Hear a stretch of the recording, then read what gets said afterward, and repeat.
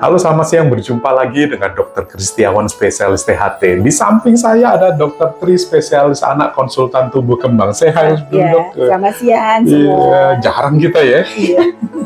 Dr. Tri, mau nanya nih. Kan orang kadang-kadang, anakku autis nggak ya? Anakku autis nggak ya? Nah, sebenarnya autis itu apa sih, Dok? Iya. Autis atau gangguan spektrum autis adalah suatu gangguan perkembangan otak ya, Dok, atau gangguan neurodevelopmental yang menimbulkan gejala berupa gangguan dalam interaksi sosial, kemudian juga komunikasi baik verbal maupun nonverbal, dan juga ada perilaku yang berulang ya, diulang-ulang, dan juga ada minat yang terbatas pada anak tersebut. Nah, kira-kira kapan kita mulai curiga bahwa anak kita ini kok kelihatannya lain daripada yang lain? Terus kapan seharusnya kita langsung mendatangi dokter atau yang berkompeten dalam hal mendeteksi atau menangani autis? Ya, yang pertama ya, Dok ya, berkaitan dengan deteksi dini ini sangat penting, Dok. Betul. Karena semakin awal dia outcome-nya, semakin awal diintervensi dan dideteksi, dia outcome-nya akan lebih baik. Nah, yang pertama adalah deteksi dini. Yang pertama ada namanya red flag, Dok, atau tanda bahaya. Yang pertama adalah apabila anak bapak atau ibu tidak ada respon saat dipanggil, kemudian juga tidak bisa menunjuk ya ketika ingin sesuatu, dan juga tidak ada ekspresi atau mimik wajah yang sesuai dengan kondisi ya, misalnya gembira atau sedih itu pada usia 6-12 bulan. Yang kedua, tidak adanya babbling ya sampai pada usia 12 bulan. Atau 1 tahun. Yang ketiga, babbling itu menggumam itu ya? Yang ada suku kata, Dok, kayak kata-kata baba, mama, seperti itu. Ya, pada usia 12 bulan itu harus hati-hati juga. Yang ketiga, tidak adanya kata yang berarti pada usia sampai 16 bulan. Seperti misalnya makan, mimi, dia belum jelas, dia papa, mama, tapi dia spesifik ya.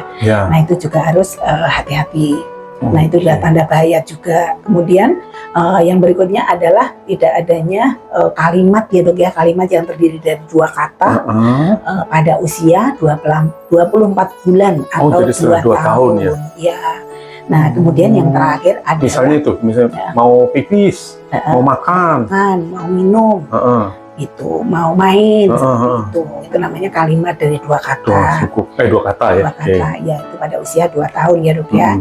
Dan yang terakhir adalah adanya regresi perkembangan ya, perkembangan bahasa. Misalnya tadinya udah bisa bilang mama, papa, makan, minum gitu pada usia 12, misalnya 15 bulan.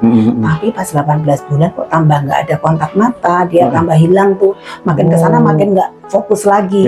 Nah, itu juga tanda bahaya, dan adanya tanda bahaya ini sudah mengindikasikan untuk segera dibawa ke profesional oleh dokter spesialis anak ataupun dokter tumbuh kembang atau dokter lain yang memang berkompeten untuk melakukan assessment. Jadi intinya sebelum 2 tahun itu kita harus sudah mulai waspada dan tahu, dan segera mungkin untuk datang ke profesional untuk di assessment dan tentunya ditangani gitu ya, Dok. Betul. Wah, luar biasa. Nah, ini satu lagi nih, kan suka ada pantangan atau ada minuman yang nggak boleh kita makan nggak sih kalau memang anak kita menderita autis? Nah, kurang lebih bagaimana? Ya, nah itu juga sampai saat ini ya, Dok ya, dari evidence base atau bukti ilmiah yang saya baca, yang kita dapatkan sampai saat ini ya, yang setahu saya juga masih individual ya, Dok ya. Jadinya memang saat ini juga masih ada yang boleh, ada yang tidak, misalnya kayak pemberian terlalu banyak gula, kasein, gluten gitu, kemudian ikan kadang-kadang itu juga nggak boleh gitu ya, ikan laut atau apa itu. Nah, itu juga sampai sekarang masih belum konklusif. Jadinya kalau misalnya punya anak yang autis misalnya ya, nah kemudian dia ibu penasaran nih, ya ini boleh nggak sih dikasih ini gitu. Dicoba aja, namanya talent test ya. Jadi dicoba aja, coba nggak dikasih susu misalnya, nggak dikasih selama 2 minggu misalnya. Nah, anaknya ada perubahan apa enggak gitu. Perubahan tuh maksudnya? Perubahan misalnya, perilakunya yang tadinya hiperaktif kesana kemari jadi agak tenang. Kemudian yang tadinya tantrum jadi udah lebih membaik gitu ya, ada perubahan. Nah, itu silakan ya. Kadang-kadang kan ibu-ibu ternyata sama aja dok, sama aja yang tidak perlu dipantang karena takutnya malah anaknya juga dari kurang gizi. Karena juga masih banyak kan dok yang datang ke sini anaknya nggak boleh susu, nggak boleh ini, jadi dia sampai makannya itu terbatas dan biasanya ke sini juga udah gizi kurang. Nah itu kan kasihan, sedangkan kemanfaatannya atau efeknya kan juga masih belum jelas.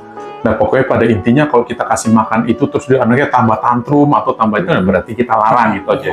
Tapi Oke Dokter Tri, terima kasih banyak, sukses selalu. Mudah-mudahan ilmunya selalu bermanfaat buat teman-teman semua dan menjadi berkat. Oke, terima kasih, sehat, sukses dan Dokter Tri. Bye bye.